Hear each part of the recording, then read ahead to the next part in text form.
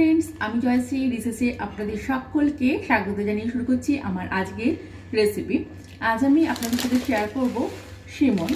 সিমই আমরা প্রত্যেকেই পায়েস রান্না করে খেয়েছি, কিন্তু সিমই যদি একবার এইভাবে রান্না করা যায়, ছোট থেকে বড় আশা করছি সকলেরই ভীষণ ভালো লাগবে।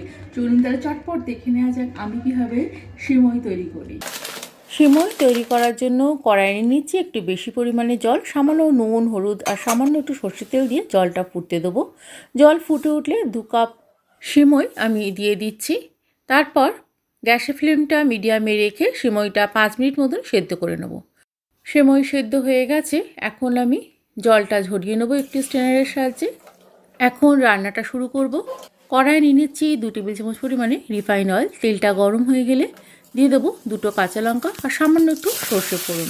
ফোড়নটা একটু নেড়ে চেড়ে দিয়ে দিচ্ছি একটি বড় সাইজে ঝিরি করে কেটে রাখা আলু।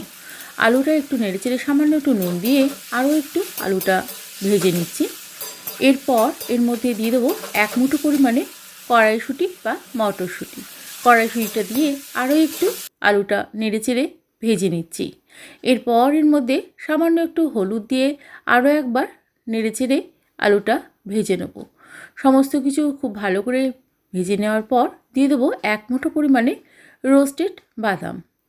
বাদামটা দিয়েও আরও একবার নেড়ে চেড়ে নেওয়ার পর এর মধ্যে আমি দিয়ে দেবো আগে থেকে সেদ্ধ করে জল ঝরিয়ে রাখা সিমইটা। সিমই খুব বেশি নাড়াচাড়ার দরকার নেই, সামান্য হালকা হাতে নেড়ে চেড়ে আমি গ্যাসের ফ্লেমটা বন্ধ করে দেবো।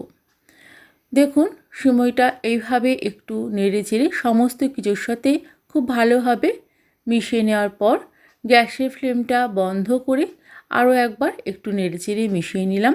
সবশেষে দিয়ে দিচ্ছি খুব সামান্য পরিমাণে চাট মশলা। আমাদের সিমই কিন্তু একদম রেডি। বাচ্চাদের স্কুলের টিফিনে বা সন্ধেবেলায় এইভাবে যদি তৈরি করে দেন, বাচ্চারা খুবই খুশি মনে খেয়ে নেবে। ছোট থেকে বড় প্রত্যেকেরই এই রেসিপিটি ভীষণই ভালো লাগবে।